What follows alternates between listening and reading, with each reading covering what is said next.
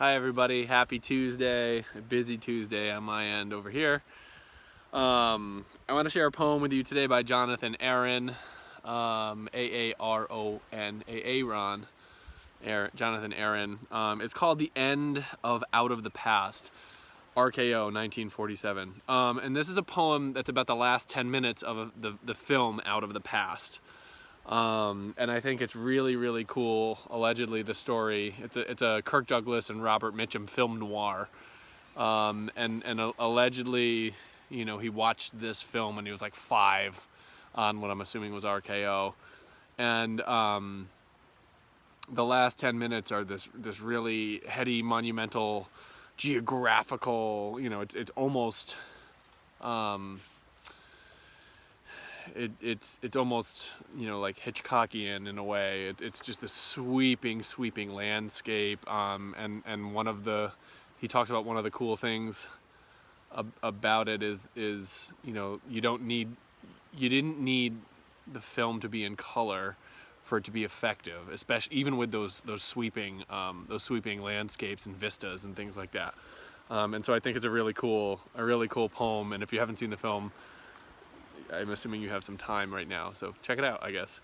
So this is Jonathan Aaron's The End of Out of the Past, and it's based on the last 10 minutes of that film, Out of the Past. RKO, 1947.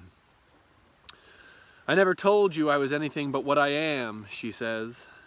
Black and white, the sunset behind Lake Tahoe looks spectacular. She turns and goes upstairs, his chance to light a cigarette and dial the operator. She slips a pistol into her briefcase, gives the bedroom a cursory final glance. A moment later, sitting on the couch, he hands her a shot of brandy. Thanks, she says. Por nada, he answers, pouring one for himself. She says she thinks they both deserve a break. We deserve each other, he replies, and wings his glass into the empty fireplace.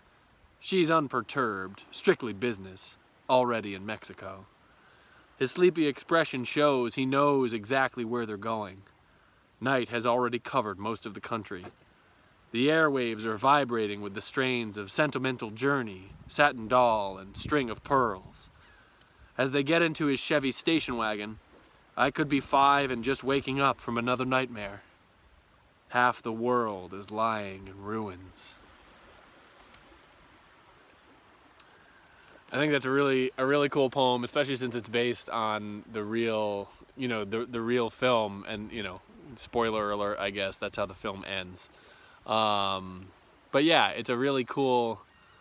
It's one of those moments. He captures that moment of like remembering watching it for the first time, and it being on TV when he was only a few years old, and that stunning visual, right? Maybe you've had an experience like that. You know, for me, a couple films stick out where I remember exactly where I was, what I was doing when I watched it for the first time, it's just pretty cool, you know. And I think that's a really cool meditation on that like series of observations.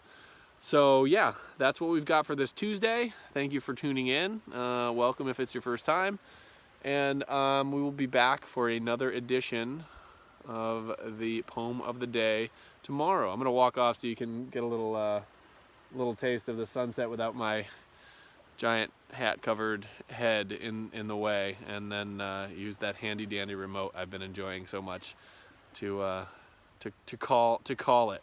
So take care of yourselves, wash your hands, keep your social distance, you know, the whole deal. Put a mask on if you go outside, all that stuff. All right, we'll see you tomorrow for another edition of the poem of the day.